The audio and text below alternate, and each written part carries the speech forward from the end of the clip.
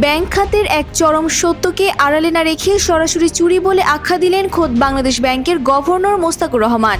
একই সাথে দেশের লাখ লাখ মানুষের কর্মসংস্থান ফেরাতে কেন্দ্রীয় ব্যাংক ঘোষণা করেছে ৬০,০০০ কোটি টাকার এক বিশাল ও নজিরবিহীন প্রণোদনা প্যাকেজ। কিন্তু ব্যাংক খাতের ৫ লাখ কোটি টাকা গায়েব হওয়ার এই কঠিন সময়ে এই বিপুল অঙ্কের টাকা কিভাবে সাধারণ উদ্যোক্তা আর কৃষকের হাত পর্যন্ত পৌঁছাবে তা নিয়ে তৈরি হয়েছে সংশয়।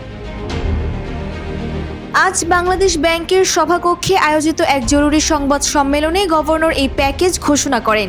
তিনি স্পষ্ট ভাষায় বলেন, ব্যাংক খাত থেকে ৫ লাখ কোটি টাকা চুরি হয়ে গেছে। ভদ্র ভাষায় একে খেলাপি বলা হলেও আসলে এর কোনো জামানত বা সঠিক নথিপত্রই নেই। চুরির এই টাকা পাচার হয়ে গেছে এবং তা ফেরত আনা বেশ সময় সাপেক্ষ। এই বিশাল সংকটের মধ্যেও অর্থনীতিকে গতিশীল করতে ঘোষিত ৬০,০০০ কোটি টাকার মধ্যে ৪১,০০০ কোটি টাকা বাণিজ্যিক ব্যাংকগুলো তাদের নিজস্ব তহবিল থেকে বিতরণ করবে। বাকি ১৯,০০০ কোটি টাকা যোগান দেবে কেন্দ্রীয় ব্যাংক। উভয় ক্ষেত্রেই সরকার ৬% সুদ ভর্তুকি দেবে।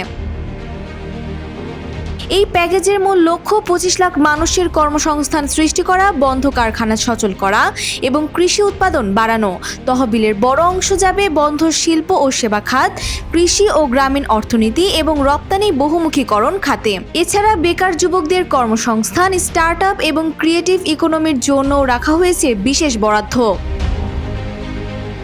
সব মিলিয়ে পাচার হওয়া অর্থ ফেরানোর সর্বোচ্চ চেষ্টার পাশাপাশি এই বিপুল প্রণোদনা দেশের ঝিমিয়ে পড়া ব্যবসা বাণিজ্যে কতটা গতি ফেরাতে পারে এখন সেটি দেখার বিষয়। Desk report, business Times.